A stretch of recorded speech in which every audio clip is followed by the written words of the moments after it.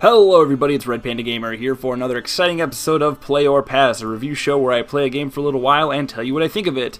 Today we're going to be continuing the Bit.Trip series with Bit.Trip Void, brand newly released to the Steam, not to the Steam, but newly released to Steam.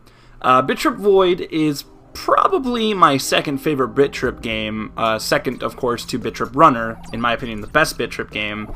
But I like this one a lot. We get a nice little story piece right here, basically showing Commander Video getting bigger and bigger, squishing his friends. So maybe getting a little bit of character development here. Not really entirely sure what's going on, but definitely something kind of crazy. So the game itself is pretty simple. In my opinion, it's kind of like taking the basic idea of Pong and making it pretty crazy. And this game also does a really good job of teaching how to play without ever actually teaching you how to play. As you can see right there, they put like circles with X's around the white ones because you're not supposed to touch the white ones, and circle the black ones because you're supposed to absorb the black ones. So the whole idea of this game is to go through and absorb the pieces. And as you can see, your ship, I believe this is supposed to be like a ship, gets larger and larger as you go. Now, god dang it. What makes this game interesting is the fact that if you get too large, you obviously risk absorbing the white pieces. So you kind of have to find an interesting balance between knowing how large you can get to avoid future pieces. Like right there, I definitely would have hit that one. So if you get hit by the white pieces, you do lose your size, but you also lose points, which we'll see at the end screen here. Also, you lose points for not picking up all the black pieces. So you can see, too, your guy gets pretty large if you let it go long enough. And I'm pretty sure the longer you let him go, the more points you gain. So obviously at some point you have to realize when you have to cut your losses, but at the same time, you want to try and go for as long as possible. This game specifically, I like it so much because it's probably in my opinion, it's the best looking game in the Bit.Trip series. I know some people may have different opinions. Now, I do love the backgrounds of the Bit.Trip Runner series. However, since the game is like a Twitch platformer almost, you really have to pay attention only to your character, whereas this game, in my opinion, this game does a much better job of letting you not only play the game, but enjoy the backgrounds. So that was pretty good right there. No. I almost missed that one. So I'm actually doing pretty well this time. I practiced this game for a while. Like I said, crap. The whole point of this game is I play the game for a little while, but some games I play a bit longer. This game I actually played for probably close to an hour. But I played this game before. As I said in my Bit.Trip core review, almost all the Bit.Trip games are available for the Wii and the 3DS because there's a collection that was released, the Bit.Trip collection, which I own, and to be honest, I like it, but it's not... dang it. See, I finally got hit by a white piece, so we broke my combo there. That's alright. Don't want to be too good. Dang it, I did it again. See, I'm not doing a very good job of judging when I have to become smaller, and you become smaller by hitting the space bar. There's no penalty, because obviously at some point you're expected to do that. The music in this game is a little more subtle, but I actually really like the music in this one. It's very rhythmic, that's what I love about the Bit.Trip games, is you can play them for a long time because you get a lot more out of them. It's not just like a simple high-score game. It's an auditory, visual experience where, you know, the thing about Gaijin games, the people who make these games, is, dang it, they really do a great job of making the argument that video games can be art. So we go ahead and hit the checkpoint here. And as you can see, there's a nice little breakdown there. We only lost 2,000 points for hitting the whites, so we actually did pretty well. Much better than my previous round. So we can go ahead and start. But Gaijin games, the developers of this game, really do a great job of making the argument that video games are art. Here we go, Repellent. This is an ability we can gain. There's a couple different abilities. This one, Repellent, makes it so that the white pieces can't come near you. But in a minute, you'll see that it does run out. And they'll come at you from different patterns. You know, I did the Bit.Trip core review recently, and as most of you can see, I'm not... oh, god dang it. I wasn't ready for that yet. I'm not very good at core. I was actually terrible at Bit.Trip core, and I really haven't been able to put much more time into it because I just am bad at it. I love core still, though. Core is still a really fun game. Dang it. I missed both of them. Well, I got one of them. But I really love Bit.Trip core. Or Void. Sorry, this is Void. I'm much better at Void than I am at Core, and also I feel like Void is much more forgiving than Core. This is probably the most forgiving of the Bit.Trip series. The least forgiving, of course, either being... oh, God. depending on what you view as unforgiving, I'd have to either pick Bit.Trip Core, or Bit.Trip Core or Bit.Trip Runner, since when you die in Bit.Trip Runner, that's it, you die, and you have to start all over. I am very excited for Runner 2, though, and actually, depending on when you're watching this, of course, if you're watching this now, Bit.Trip Runner 2, Runner 2, not Bit.Trip Runner 2, Runner 2, the sequel to Bit.Trip Runner, which I'm super excited for because Bit.Trip Runner is one of my favorite games that's come out in the last 5 years. The sequel's coming out. Get away. Haha, so now we have repellent, so we can kind of push this stuff out of here. If you pre-order Runner 2 for $15 on Steam right now, get away. Oh, I thought I still had repellent on. See, these parts are kind of difficult, but if you kind of pay attention to the simple patterns, you can normally avoid everything. There we go. So now we get a couple new pieces. These ones have legs, or arms, or whatever you want to call them. So they have a little bit more irregular patterns. So something you want to look out for. Anyway, if you pre-order Runner 2 on Steam right now for $15, you can actually get Bit.Trip Runner 1 for free. So if for some crazy reason you don't already own Bit.Trip Runner, you can pre-order Runner 2 and get Bit.Trip Runner for free, which I totally recommend because both games are awesome. Well, I'm assuming Runner 2 is going to be awesome. I'd be shocked if it wasn't. There'll definitely be a player pass on Runner 2. But anyways, let's talk more about Void, since that's what we're playing. But like I said, this is probably the most of all Bit.Trip games. Oh god, oh god, oh god, oh god, oh god. I'm standing in a bad spot. Yeah, see, you gotta be... Oh, wow, I don't know why I just did that. You gotta be able to go find good positioning and stuff, otherwise that stuff kind of happens. Dang it. What the? Oh, okay. I didn't push the spacebar. There's other buttons that can deactivate your... Okay. This looks like a good spot right here. So yeah, this game's got great visuals. Gaijin Games really does help make the argument that video games are art. They do that with their music and their visuals. I did play this on the collection that I got. Oh, see, I did terrible that time. I did get this with the collection, the Bit.Trip collection for the 3DS is what I got it for. But it's nice to be able to play these games on like a true high definition status. Right now I'm playing at full 1080 and it looks gorgeous. I mean, you really won't be able to tell as much with the video because of YouTube's no, they de-resolution kind of the videos. They bog them down a bit. Dang, I gotta get over there. They compress the videos down pretty badly. Oh man, I'm doing terrible. They compress the videos down so you won't be able to tell the true beauty of this game.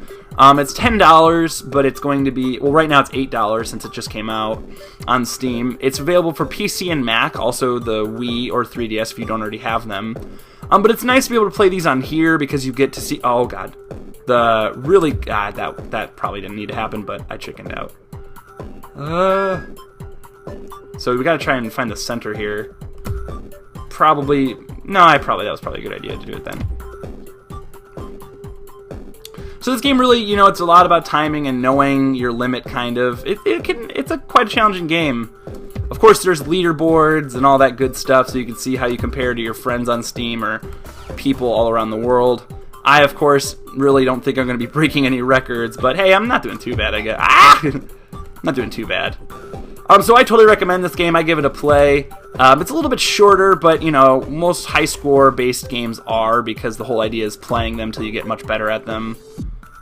And I think we're going to face the boss right here. Oh, no, not yet. These spinning ones are probably the ones that give me the most grief. But it looks like I'm doing a little better this time. But yeah, I totally give this game a play. I absolutely love the Bit.Trip series, and as I said, Void is my second favorite of the series, next to Bit.Trip Runner. And I'm really, really excited for Runner 2. And I'm really glad. Thank you again to Gaijin Games for letting me have this review copy. I really do appreciate it. I love being able to get review copies of these games so I can show them off to people, because, you know, not necessarily everyone knows about their existence, and some people may never see them. So it's nice to be able to help out with the indie community, especially Gaijin, who's a company that they're actually like one of the first indie companies I followed, because I only had a Wii, I never had a computer, and there weren't that many indie games on the Wii. Not to say there weren't any, because Cave Story was on there, Cave Story and World of Goo, but Bit.Trip Runner. So it was like, for me, the first indie games I ever played were, oh, now we get Vortex, which lets the makes the dots come at you. So we get an opportunity to have a giant ship right now. Ah! So the idea kind of is to kind of follow this so you can gain those points for being larger. I'd love to, you know, when I went online to watch video... Oh, God, I didn't even see that there. Ah, get away. Oh, my God. Oh, God. All right, so that's checkpoint 3 out of 3. So we did pretty well that time. Not amazing, but not bad. Got points for making it to Mega, which is good. So I'm not the best at this game. I went online to watch perfect runs of this game, and my God, some people are amazing at this game. It's unbelievable. But it's kind of short, but that's okay because the whole... Oh, God. So this one, they're trying to, like, kind of juke you out. Oh, no. Actually, no, I don't think they're juking you out. Oh, yeah, no, they mirror what you do. I can't believe I didn't realize that. I feel like an idiot now. Okay, that's much easier now that I realize what it's doing. But yeah, I totally recommend this game. I know I also recommended... I don't think I fully recommended Core, but this game I fully recommend. It's not that difficult. It's got easy, normal, and hard mode, so if you beat it on easy and you say, well, that wasn't really that challenging, you could always play it normal and hard. And there actually is a pretty big difficulty variance, which is nice. I always hate when games like this have difficulty variances, and the difficulty really isn't noticeable. Especially games that start out hard. Like this game, this is the kind of game that, like, easy mode really is easier. I'm playing on normal right now, but easy mode is noticeably easy, normal mode is, oh god, noticeably normal, and hard mode is very, very difficult, which I like. I'd show it off, but I don't really want to embarrass myself today. This is that was a good move on my part. I actually really like this level a lot. But yeah, see this game, oh god, sometimes when I see the white ones, that's just not, I don't react to like, oh god, challenge mode. Okay, this is the last thing I wanted to show for this game. So they also have challenge mode, which is the first time I did it, I panicked. And I believe Core also had challenge, dang it. And I didn't, well, I got close. So Core basically inverts your controls, and they give you a little bit more of an interesting look, like an interesting looking puzzle. So this is the boss, this is the last thing I wanted to show. The bosses aren't that insanely difficult this time around, unlike Core, which was just insane. This time they just kind of give you three different waves of varying difficulty. But it's mostly like these right here. I missed one. And once again, you really need to know when you can... dang it. When you can change. Or when you can basically... Well, I call it deflating. Because that's basically what it is. So you want to try and hold it. Dang it. I screwed that up. So you can kind of tell that, like, this game really isn't that difficult for me to be able to do live commentary on it. I apologize if the commentary is kind of, like, mediocre, since I'm like, ugh, dang it. You know, that's probably getting a little annoying. No! So I get Vortex, but I totally wasted it right there. Once again, Vortex is the one that lets you bring them towards you. Yeah, so I recommend Bit.Trip Core, or Void. This is Core. This is Void. The other one I did was Core. This game is really, really good, really fun. Once again, I said this earlier, but Gaijin Games once again proving that video games not only can be art, but most of the time are art. And this is a very artistic game that I really personally enjoy. And dang it. And I can't wait, for those of you who don't know about the LA Game Space Kickstarter, which I was lucky enough to be a part of. I want that. Okay. There we go, I did it. Woo! Beautiful. So that was ID. We went ahead and beat ID. I did pretty well. I'm pretty sure I beat my previous high score. Because I think on my previous high score, I didn't even get to the Nether in this one. Which the Nether is like a soundless, boring. Yay! Top score! Out of no one. So yeah, go ahead and get this game so I can play it with you. And oh god! Commander Video, why'd you do that, buddy? That wasn't very nice. Whoa. Whoa.